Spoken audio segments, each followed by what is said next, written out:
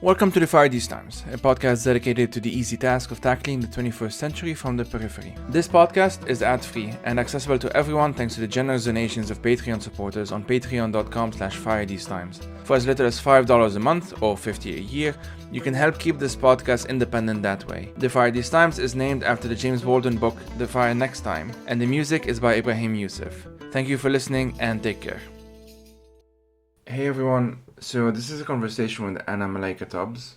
She's the author of the book The Three Mothers, How the Mothers of Martin Luther King, Malcolm X, and James Baldwin Shaped the Nation. The book is about the lives of Berdis Baldwin, Louise Little, and Alberta King. So this was a conversation that was primarily about this book, but as with every episode, we sort of took it in different directions. And this is a rather special episode because by total coincidence, it wasn't actually planned. This is the 100th episode. I felt it was quite moving that on the 100th episode of the podcast, which is after all named after one of James Baldwin's book, The Fire Next Time, we got to talk about his mother, Berdis Baldwin, along with the mothers of Malcolm X and Martin Luther King, Louise Little and Alberta King, respectively. So in this conversation we spoke about why their stories matter, how writing about them was difficult because of their famous sons and the risk of their fame eclipsing the lives of Berdis, Louise and Alberta. And we also spoke about how Anna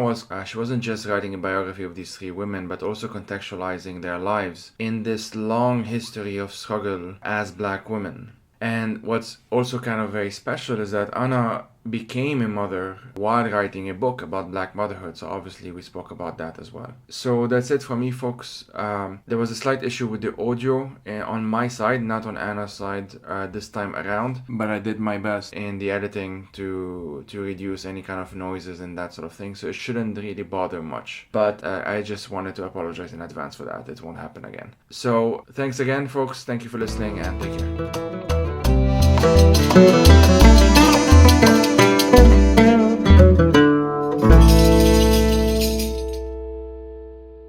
Hi all, my name is Anna Malaika Tubbs and I am the author of The Three Mothers, How the Mothers of Martin Luther King Jr., Malcolm X, and James Baldwin Shaped a Nation.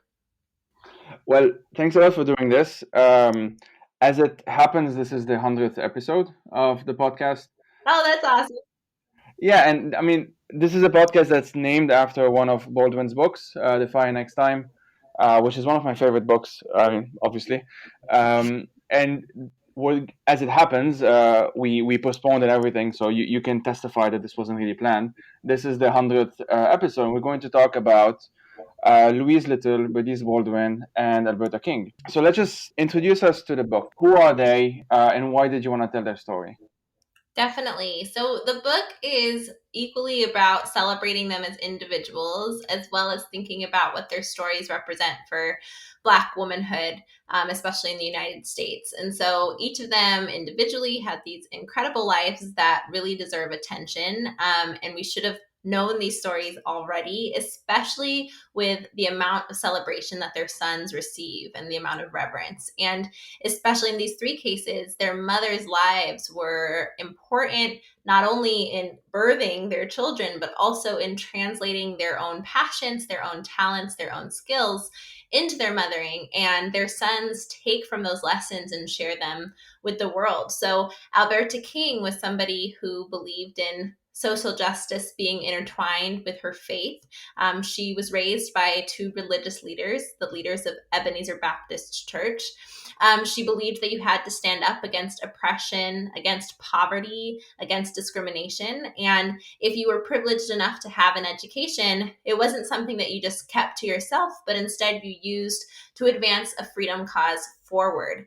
So all of these things that we celebrate MLK Jr. for, it's not something that he came up with on his own. Instead, he's following in the path of his mother's footsteps, his father's footsteps, his maternal lineage of freedom fighters who have kind of perfected these strategies around marches and around boycotts. So the fact that we don't know her name, more generally is really a crime and something that I wanted to correct. Then we can think about Louise Little. I'll save Berdis till the very end since this podcast is celebration of James Baldwin. I'll save his mom till the very end. But Louise Little is Malcolm X's mother. And she believes in much more of a radical approach to Black freedom. She believes in Black independence, and Black pride by any means necessary. And so she's actually a Marcus Garvey follower. So there are direct connections between the Marcus Garvey movement and the Nation of Islam, in the sense of, by any means necessary, you stand up to your oppressor. You do not assimilate. You do not depend on them for anything. So Louise Little believes this long before Malcolm X is even a thought in her mind. This is actually how she meets her husband, Earl Little, because they are both organizers and part of this UNIA movement happening around the world. And then thirdly, Berdis Baldwin, who is born in this small town called Deal Island, Maryland. She is someone whose life begins with tragedy. She loses her mother at a very young age. Either her mother passes away in childbirth or within weeks of Berdis being born. I just know that her death certificate says she passed away by a blood hemorrhage. So in my most educated guess, it's something that's related to childbirth. And in this moment of pain, Berdis actually becomes somebody who's really focused on healing and seeing the light and finding love despite some of the hardest things that can happen. And she is a writer. So she receives an education. She's able to write beautifully. And so through her kind of perfection of words, she gifts letters to all of her loved ones, explaining to them how they can change their perspective on some of the harsher realities of what they're going to experience as human beings, and uses her work to help guide them through that pain, to help them see the world from this light of love and finding healing and confronting pain and confronting the darkness so that you can move forward and progress. So that's the three of them. And by kind of reclaiming their stories and making sure they're a part of our conversations in the same way that their sons are, I'm also making a claim that we need to pay attention to Black women's stories. We need to pay attention to mothers' stories, all of these contributions that are overlooked and unappreciated. It's time to correct that and have a much more representative discussion around how we've arrived, not only as a nation in the US, but as a world where we are today. Yeah, and I mean, speaking of this, you yourself became a mother while writing this book, right? Yes, I did. So, I mean, can you talk a bit about that? Like, obviously, I would imagine a lot of emotions, a lot of thoughts. There's definitely a lot to say about it. I'll try to summarize as much as I can.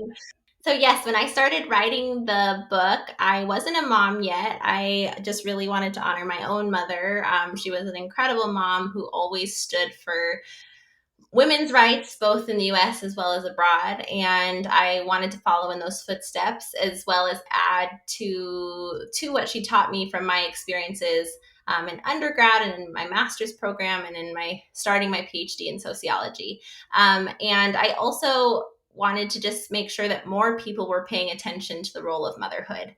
And in the middle of doing this research and writing this book and finishing my dissertation for the PhD, I and my husband found ourselves expecting our firstborn. And so it all took on a very new meaning and a much more kind of profound meaning, that I was also going to get to know these three women from this perspective of what it's like to expect your child and to be pregnant in the United States as a Black woman, and to know the dangers of that, that I would be faced with biases when I entered any kind of healthcare system, that I might not be listened to during my labor, that if both myself and my child survived the pregnancy and the birth, that there were all of these other complications and dangers that would await my children as well as myself. And so in studying the three women, I also felt this kind of, I describe it as like a warm hug, that I wasn't alone in these feelings of fear, and that I also needed to reclaim my agency in this process and to not see it as this kind of inevitable burden that I had to carry as a Black woman,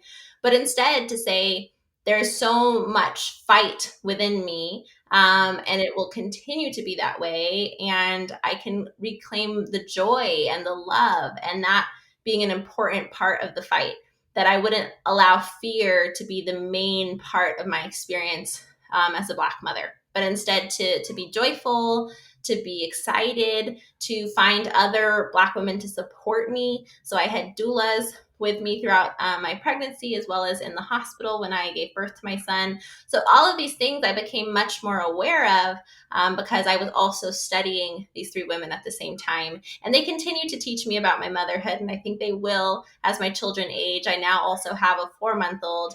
My son, who I was pregnant with while writing the book, is 2 years old.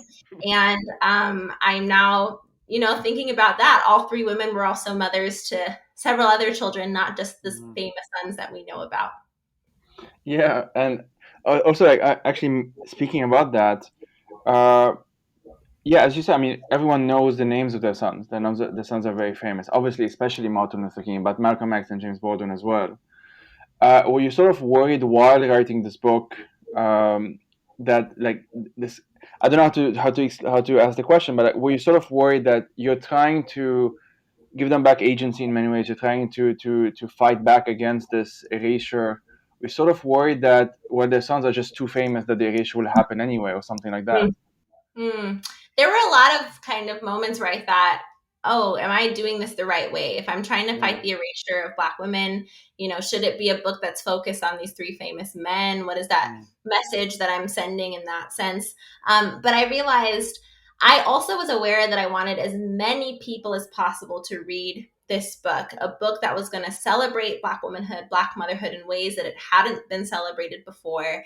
I wanted it to be part of kind of this like a classic book that people could go to if they wanted to learn more about Black feminism. They wanted to learn more about Black women's history. And so I was very strategic in choosing these three men because I knew people want books about these men, and they will continue to want books about the three of them. We'll probably see another 10 books written about each of them in the next 20 years or so. And so I thought, okay, I can also add to that canon of literature and hook people in who might not have otherwise picked up the book. And then they will still leave knowing the stories of three Black women. So whatever it is that brings them to the book, whether it's the interest in the sons or people who would have picked it up if it was about a Black woman and a Black mother of any, other freedom fighter, I still would have more people knowing Alberta King, Berdis Baldwin, Louise Little, as well as why it's important for us to understand Black women's stories on the whole. So I kind of thought, okay, that's a sacrifice that's worth making in order to kind of amplify the reach of the goal of the message. No, that's fair enough. I'm hoping to write a book about Baldwin one day, and Oh yeah. I may add to that canon, but we'll see. You in the beginning, in the intro, you quote three scholars. Let me get their names: Akasha Hall, Patricia Bell Scott, and Barbara Smith, who say that the very act of framing what you're doing, for example, as Black women's studies, is charged with political significance. Can you walk us through this? Like, how so? And also, can you talk about some of the influences in writing this book, other than the three mothers, obviously? Yeah, there are so many. So I often say, people ask me how long it took me to write this book. And it's a hard answer because technically when I decided it was going to be these three women, it was kind of 3 years between that proposal and the end and kind of finished copy of the book.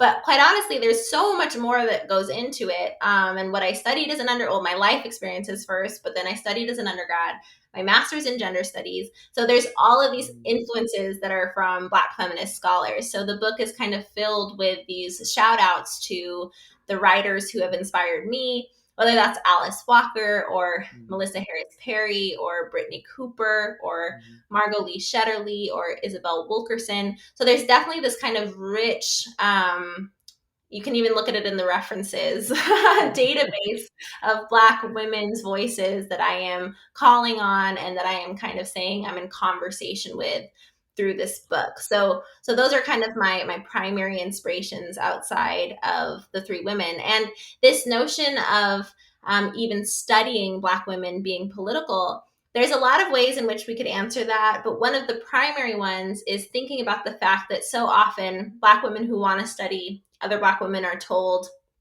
oh, that seems like a personal project, Right. or, Yeah. why are you trying to do that? How is that something that fits within the academy, or is kind of worthy of academic study, even? Yeah. And for those of us who say, number one, why are you never questioning white men who want to study other white men? That's one question. And the second is, why are our stories not worthy of being kind of analyzed and presented as important parts of our world history? And even for me specifically within sociology, why would a project focused on Black women not be seen as one that's just important as another that maybe quotes Marx for the Mm. 5,000th time? So it's a political decision that you're making because the world makes it that way. We're told at every turn that Black women's stories are not as important. Again, it's part of that erasure. So we're making a political statement when we say, I am going to study Black women. I am going to make the claim that Black women matter, Mm. and should be treated, and their voices should be heard, in the same vein and with the same respect as these other sociological scholars that we've quoted dozens, thousands of times. Yeah, like James Baldwin would always say this. It's like the what gets erased actually reflects a lot on the reasons behind those erasures. So like the erasure itself says a lot about society, which obviously a lot of this book is by default about. You're telling stories that are erased or are forgotten or whichever terms we want to use, all of the above. And yeah, I can see how this becomes political by default. And at the same time, the fact that it's political by default is worthy of questioning at the Yeah. same time. And there's something that you do early on, and here I'll just give some trigger warning for listeners. You may skip a couple of minutes if you want, uh, because I'm going to mention rape. That I think it's in the story of Louise Little, if I'm not mistaken. But you do this with the others as well. So Louise Little, Malcolm's mother, you bring up two events before and after her birth, respectively. So I have the story here. So the story of Anna Simpson, a black woman who was raped in 1850 near Cape Town, where the perpetrator avoided the death sentence when it was revealed that his victim wasn't quote unquote a respectable woman, i.e., a white woman. And the story of Ressie Taylor in Alabama, almost 100 years to the date later, so in 1944, who was assaulted and raped by six white men, none of whom were indicted. Um, and yet, I found it interesting because you were talking about Edith, who, if I'm not mistaken, is Malcolm's grandmother, so Mhm. Louise's mother. Can you talk about Edith and about also this choice to sort of contextualize her birth, for example, or at least contextualize her birth? Yeah, it's actually, this is a great question to kind of think about some of the complexities that come up with this type of biographical research, because Yeah. everything I'd looked up, that was available online, and there was very little about these women that I say that over and over again in the book, that so much of this is original research. It was not available to the public before this book. Yeah. But a lot of the few things that were out there that were about Louise said that she was the product of rape. Mm. And at some point, Malcolm X says something to the extent of, I kind of, this is paraphrasing, I'm not verbatim, but that I hate the fact that I am the product of white rapist blood, is like the Mm. kind of Mm. words that he uses. And so throughout our understanding of Malcolm, we've assumed that this meant that his mom, who had very light skin, was somehow the product of rape. But in my interviews with family members, they said that was not the case. He was speaking more generally about the fact that he had white blood within his family, and that it might have been a rumor that because she was so light skinned as compared to her other family members, that maybe this was something that had happened, but it wasn't actually confirmed. And they actually believe that it's not the case at all, because she, Louise Langdon Norton Little, carries the last name of her father, who Mm. by records would have been Edward Norton. So they don't Mm. believe she would have carried that name had it actually been as a result of this awful kind of Mm. tragic Mhm. experience. So as a researcher, there's no way that I can say what exactly happened, but I can still use that as an opportunity to comment on the fact that Black women so often throughout history, not only in the US, but all over the world, have been subject to this kind of sexual control and sexual violence that leads to cycles and cycles of pain. And it, at least because in our general discussions of his mother, this notion of rape by a white man used against a Black woman's body comes up in conversation, it was still important for me to address that without saying that this was 100% what happened. So it's a strategy of the research to still be able to comment on the larger thing that's happening without saying that I know 100% for sure that this is fact in history, because I think too many times biographers have done that where they're actually not positive, but in order to tell a cooler story, they would do it in that way and just kind of say that's what happened. And I wanted to be careful in not repeating that mistake and telling inaccuracies. And that's why I sometimes make educated guesses and make it very clear rather than going with what others have done in the past, which is presenting an educated guess as fact. I say, I am saying this, or we can imagine this, but I cannot tell you 100% that that was reality based off of Yeah, different sources. yeah, of course. And I mean, and it's very important because I mean, it may not have happened to her, but as you said, it did happen to so many others, and it is a good opportunity to mention that. And speaking of like being the skin color, there's a story that you mentioned of like Louise kind of telling, I don't know, I forgot what it is exactly, so feel free to correct me if that's okay, but like telling Malcolm not to overthink the fact that he is of a lighter skin than some of his siblings, something along those lines. Yeah. That it was really big for Louise. She knew that she was, light enough that she could pass if she'd Mhm. wanted to.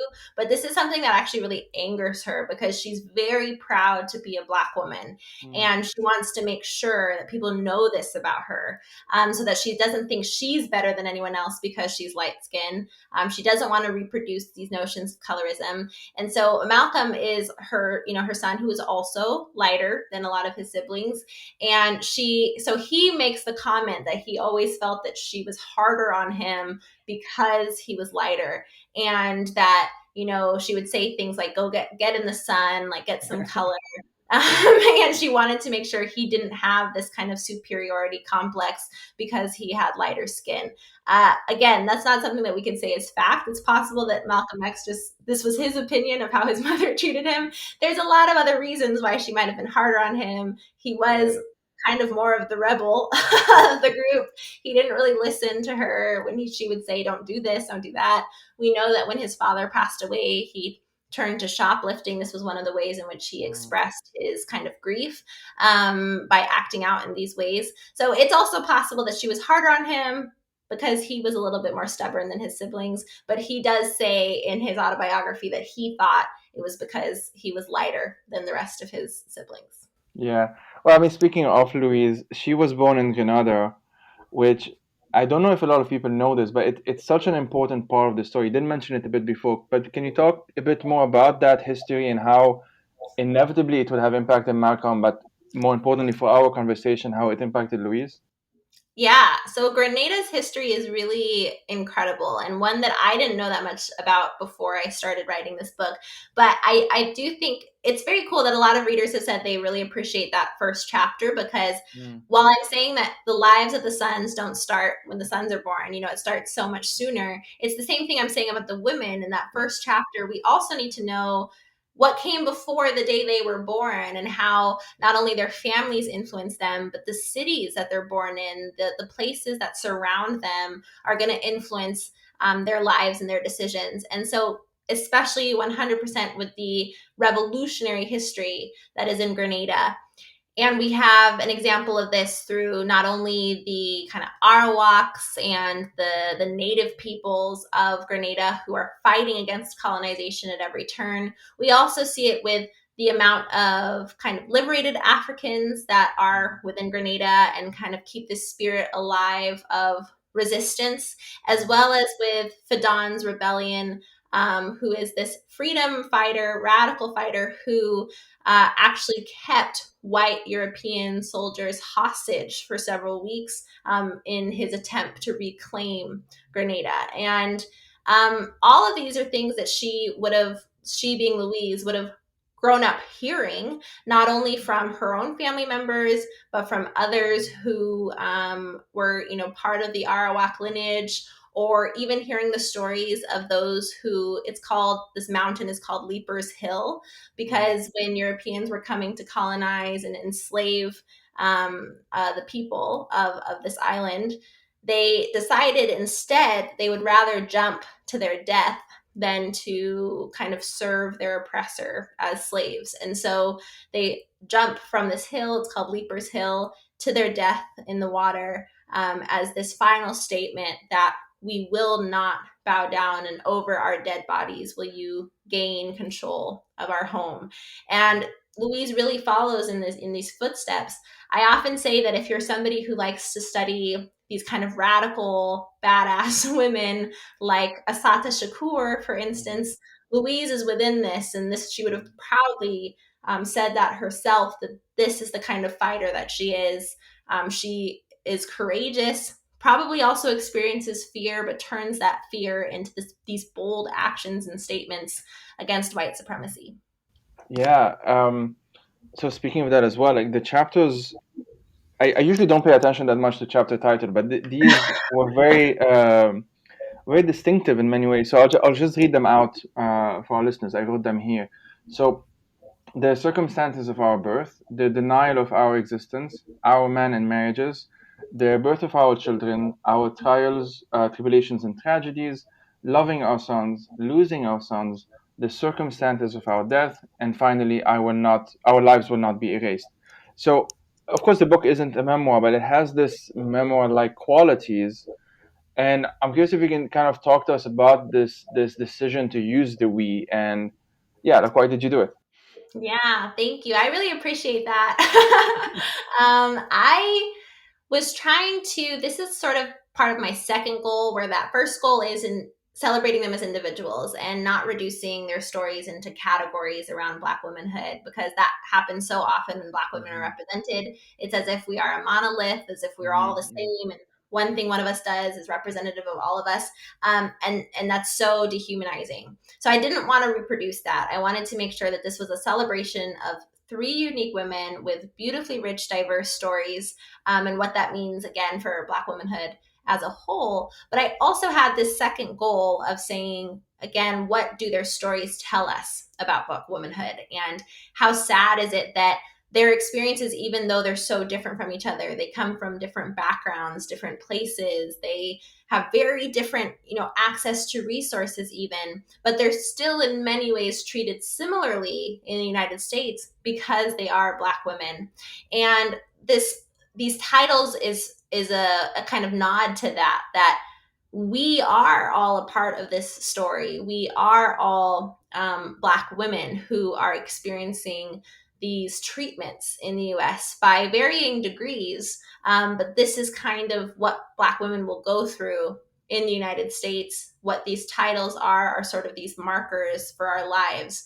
And there were moments where it was really difficult for me to say our in the title, especially as I got to the chapter on losing our sons. Yeah. And I was cringing, thinking, oh, if it's only, it can, this chapter, maybe I can just title it something else.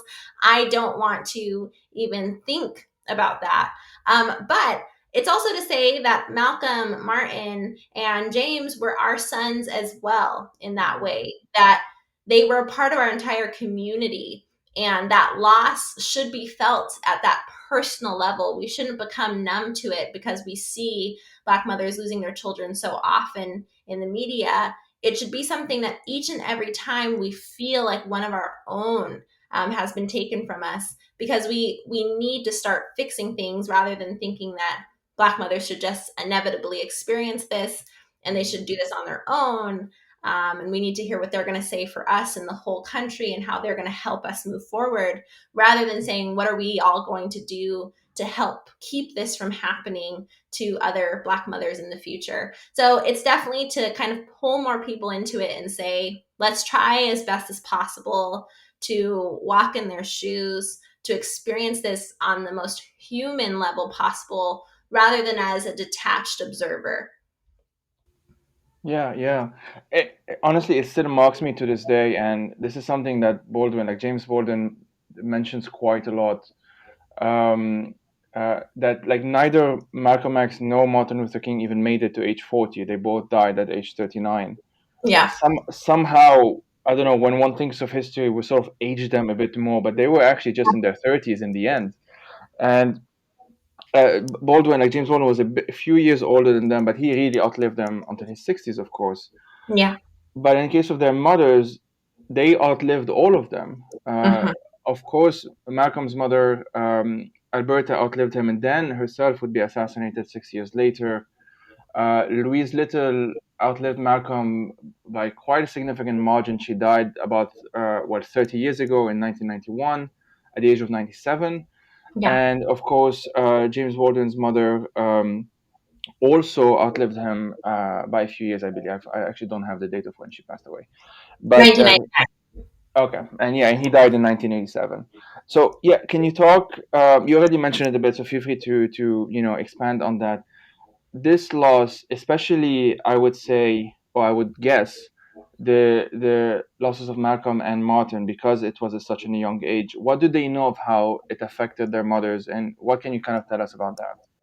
Yeah, it is tragic. And I kind of start even the introduction, making sure the reader knows that their worst fears are going to become reality. All three of these moms will outlive their Hmm. sons. And we need to kind of keep this pain close to our heart as we're progressing through these chapters, because that is the history we are more aware of. We know that all three of them, well, more in the case of Martin and Malcolm, but even with James Baldwin, passes before his time. There is so much Hmm. stress that's put on his body, for all the freedom fighting work that he performs on behalf of all of us. So I don't think he's as far removed from the ways in which we lose Malcolm and Martin as some of us would think.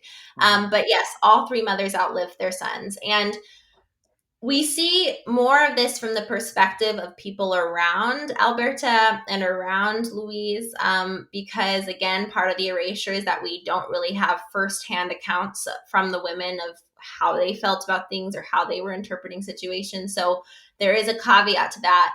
And I do as much as I can to add what it would maybe be like as a Black mother myself, to fill in some of those blanks, because Yeah, so often when people are observing Black women, they will say, wow, she's so strong. This yeah. strong Black woman trope that Hmm. Black women can carry more weight than other people or withstand more pain than other people. And so by those accounts, everyone writes that Alberta King, when her son is murdered, she is strong and she's holding it together for the family, and she is now supporting her grandchildren who have lost their father. And actually, she loses two sons, Hmm. within a year of each other.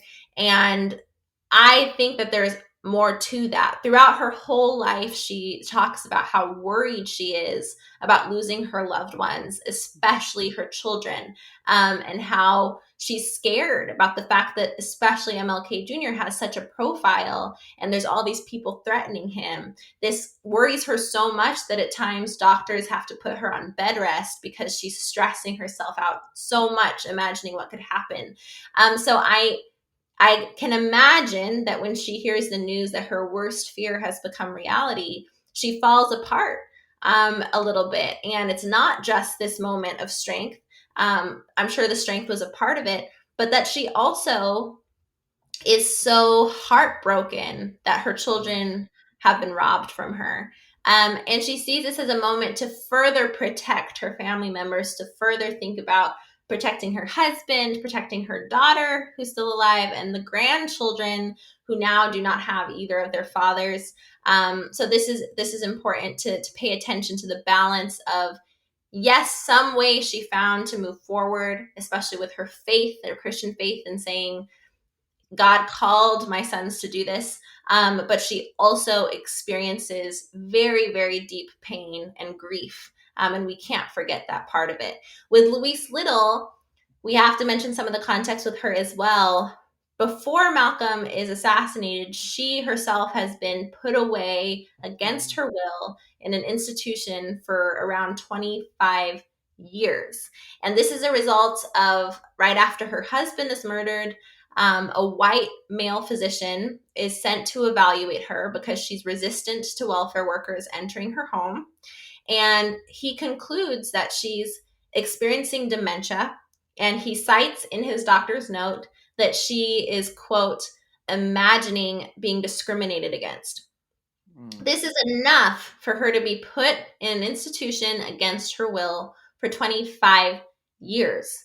Her children are advocating for her to be released. This is more her two eldest children, Wilfred and Yvonne, not Malcolm as much, because he doesn't believe that, he doesn't think that there's any fairness, in the United States. And so he doesn't believe that at any point they're going to release her. So he kind of compartmentalizes this feeling that he has around his mother and the loss, and kind of moves forward with his own work. But her other children are able to have her released finally from the institution, and only a year after that. So she has a reunion with all her children. She gets to see Malcolm. He speaks about this with Alex Haley. And then only a year later, he is assassinated. So because of all of these attacks that have been waged against Louise Little for being this radical fighter and speaking so boldly against white supremacy, she does become more reserved in the last parts of her life, those years that are left, because she's been put through so much pain. So we don't have, again, any firsthand account of how she reacts to the fact that Malcolm has been assassinated. All we know is that she goes on to live another 25 years. Like you mentioned, she passed away in 1991, but she spends that time with her grandchildren. So in this case, Betty and Malcolm's children end up knowing Louise a lot better than he did, because he was taken from her at such a young age, and then he's taken from her again in this final way through this assassination. So her grandchildren also have done their best to protect her and protect her story. But they were able to share with me that she continued to teach them these notions of Black independence and Black pride, in the same way that she'd done for her own children. And she had 8 children. That's very interesting. There's a lot of course, and there's strength and joy, but there's also a lot of pain and suffering in the book. And this story was one, I had no idea that was really one of the stuff that really marked me as well when I was reading it. Speaking of, sort of, I'm actually very bad at segues, but the role of religion in their lives, obviously with Martin Luther King, it's more well known. He was a Baptist minister, and Malcolm X, it's well known that he converted to Islam, and of course changed his name to X rather than Little, his family name, I should say. Let's start with with Baldwin, with Berdis Baldwin. I know also because I know a bit more, but I know of his relationship with his stepfather, David Baldwin, who he actually always referred to him as his father. I don't know if everywhere, but in most of what I've read. David Baldwin was himself a minister. James very much, although later on he would have lots of critiques and issues with the church and so on, but he kept the vocabulary and he kept sort of the rhythm, I would say, in many ways, of that upbringing. He was a choir boy and all of that. Can you talk to us a bit about, so this is what we know about his stepfather, but what do we know about Berdis Baldwin? Yeah, and religion. Yeah, I'll say also that in doing this research, it may seem to us now that it's kind of an interesting coincidence that all 3 of the families, the father is a minister in some way, kind of different branches of Christianity, but that they were a part of the larger Christian church and their ministers. And it's less of something that should surprise us from that era than it would be now if we were studying 3 individuals, because in actually a book that is another recommendation, I'll say 3 at the end, but one that will come up, Righteous Discontent by Evelyn Higginbotham, she reminds us that the Black church, especially at this time, is the only space that Black people can organize, that they can speak in front of audiences, that they can meet each other's basic needs. It's its own society within a society. And this is why so many Black men take up these minister positions as part of their reclaiming even of their humanity. There's definitely layers of patriarchy there, because we don't see women put on the same stages in the Black church as their men are. Instead, we see this kind of more background organizing and women taking care of everything and making it possible, but less in terms of being seen, directing and organizing. So this is why we see this in all three men. All three families were involved in social change, again, before their sons go on and do this on larger platforms. But that's why this coincidence comes up. With that, we also know from many of James Baldwin's writings that his father, stepfather, has more of a kind of rage that comes up in his faith. And he uses his faith to speak about white people as devils, and that, this is the perspective that he comes from. So it's very different than how Earl Little preaches about it. Very, very different than how Martin Luther King Sr. will preach about it. And then we also know now that he was experiencing some of his own mental health issues. And this will come up in his preaching as well. So in terms of your question, Berdis Baldwin also goes to church. She believes in the Christian faith. Up until the day that she passes, she's actually they celebrate her funeral at the same place that they celebrate her late husband's, a little church in New York. And so it's important to her to go to church. She cares deeply about that. But what she disagrees with is the ways in which her husband uses the church with this kind of anger, because she stands completely against that. She's all about love, acceptance, peace, finding the light. And we know that this is in direct opposition to James Baldwin's stepfather, who is much more angry. We know that he was very abusive, not only towards Jimmy, but towards his mother as well. James Baldwin speaks about the fear that his stepfather invokes in him, and how his stepfather wants him to follow this same path of ministry. And Berdis is much more, faith is about love, faith is about acceptance, faith is about finding the light.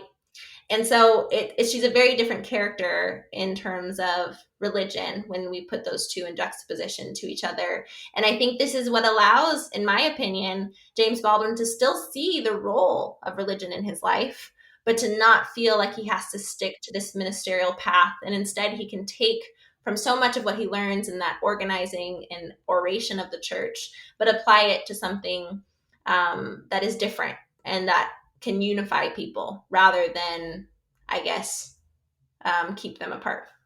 Yeah, it's very interesting. You kind of see those two sides, and in many ways, Baldwin had both of them at the same time, depending on the writings that you read. Yeah.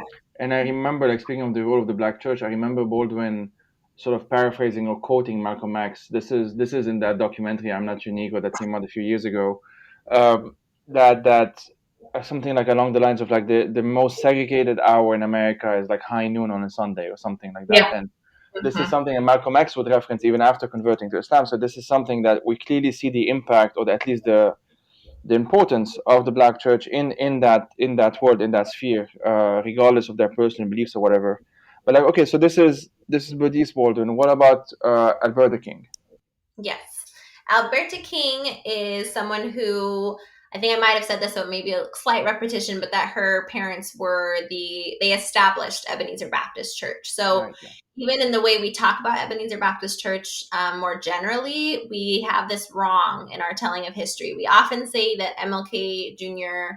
inherits this church from MLK Sr. That is not true. MLK Sr. and Alberta inherit the church from her parents. So this is a part of MLK Jr.'s maternal lineage.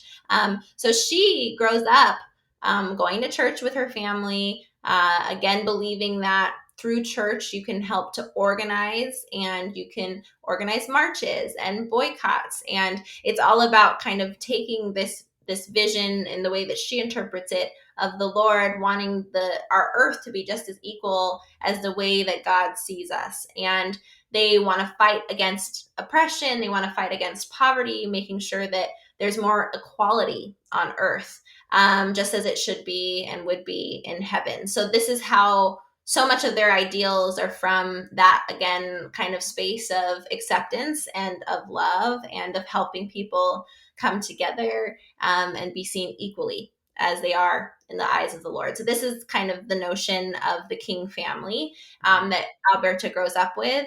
She holds strongly to her faith, but also believes that having faith is a call to fight social injustice. If you follow Jesus, as she does in her case, then you must also be against these evils of poverty and evils of oppression and evils of discrimination. Yeah, it makes sense. And so, as for Louise, so her son obviously famously converted to Islam. That's an entire part of his politics and identity. What about her? What do we know about her? I mean, she didn't convert as far as I know. So, what about her?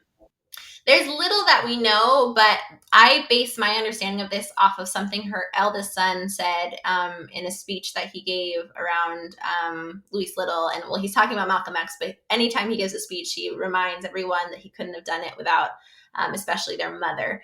And so the story goes that she, and I just directly quote it in the book, she doesn't believe that they should follow just one religion. And so she kind of takes her kids, and exposes them to many different ways of believing, that he says something around them sitting with Buddhists and sitting with Jewish people and sitting with all kinds of different people from different backgrounds. It's a big part of Louise's identity that she's kind of what I describe as a global scholar. You know, she's born in Grenada. She's multilingual. She's around different belief systems all the time. She is educated in an Anglican school. So, you know, she has at least this background and an understanding of the Bible. She leaves and goes to Montreal, Canada. This is where she becomes involved in the Marcus Garvey movement. That is, again, this global movement.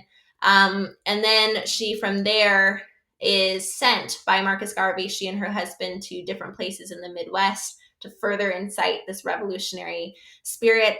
But based off of what Wilfred says, she wants them to be exposed to many religions. And she even says, there's a quote, well, it's his quote, but he says that she said that you shouldn't get too caught up with any religion because you'll lose your way. And you need to take what serves you from each one rather than thinking that just one of them has all of the truth and all of the answers. I find that to be really interesting foreshadowing, that she would say this to Malcolm X, and then we see how his dedication to this one leader ends up causing such havoc in his life. And I think it's quite fascinating that his mother was of the opinion that she might have even said, "I told you so," kind of thing. I told you not to only, believe in one and to kind of blindly follow one religion. So I find that interesting. I think it would be cool to know more about that, maybe in the future if her grandchildren were willing to share more about anything she might have mentioned to them around religion. I think it would be fascinating, but that's the extent of my knowledge around it. Yeah, no, I really hope one of them do. But so okay, so we're coming close to the hour. So is there anything else that you wanted to share before we get into the book section that maybe I didn't ask or we didn't get into? No, I love it. These questions are so expansive and very thoughtful. Amazing. Okay, well, what are 3 books that you would recommend to our listeners, and why? Yes, it's always hard for me to narrow down to 3, but one is called We Live for the We. It's by Dani McClain, and she is documenting her experience of becoming a Black mother and what it's like to raise her child in the U.S. and the kind of decisions she has to make at every turn that are controlled and dictated in a lot of ways by racism and sexism and classism in the US. And just this from a very personal perspective, what it's like to walk in this experience of Black motherhood in the US. So if anyone's really interested in that vein of things for the book, I think that's another great one to follow up on. Another book that I love and was very important to me in writing this is In Search of Our Mother's Gardens by Alice Walker. And she really touches on how we're defining motherhood in a much broader sense, that it's not only this biological motherhood, even though in this book I'm of course celebrating these three biological mothers of their sons, but also in the ways in which that Black women have given life through our art, through our creativity, and how reclaiming the lives of these different kinds of mothers is really critical. So she does this with Zora Neale Hurston, and you get to see her experience of going and making sure we're shining light on a genius that previous to her research had been left kind of, again, erased, and no one was paying attention to Zora Neale Hurston. And Alice Walker reclaims this mother figure for all of us. So that was really incredibly inspiring for me. But it's a book of multiple essays, and you get to better understand what it means to reclaim our mothers' stories, and that mothers being a larger category beyond biological motherhood. And the third one, if you're somebody who's more interested in fiction and kind of exploring these themes through fictionalized characters, I would recommend The Mothers by Britt Bennett. And she's the author also of The Vanishing Half. The Mothers was her first book. And it's just a cool way to explore, again, these kind of community mothers and how they are progressing the story forward through their commentary and through their advice to the main characters. And I think it's just obviously a brilliant book generally, but from the perspective of what we've been talking about today, gives you a step into Black womanhood through fictional characters. Amazing. I'll just say, as a last point, that there is a fun way, or an interesting way in Arabic to refer to the six people that we were talking about, and it's through the relationship between the mother and the son. So one way, for example, would be, if I'm talking about James Baldwin, I can say he is Ibn Berdis, a direct link. Or for her, in her case, should be like James, essentially. And you can do this with the other four as well. So I hope, I don't know, one day maybe if there's an Arabic translation, maybe the translator can take my tip. That'd be so cool. Oh, I would love that. Well, Anna, thanks a lot for your time. This was fantastic. Thank you. Thank you for having me.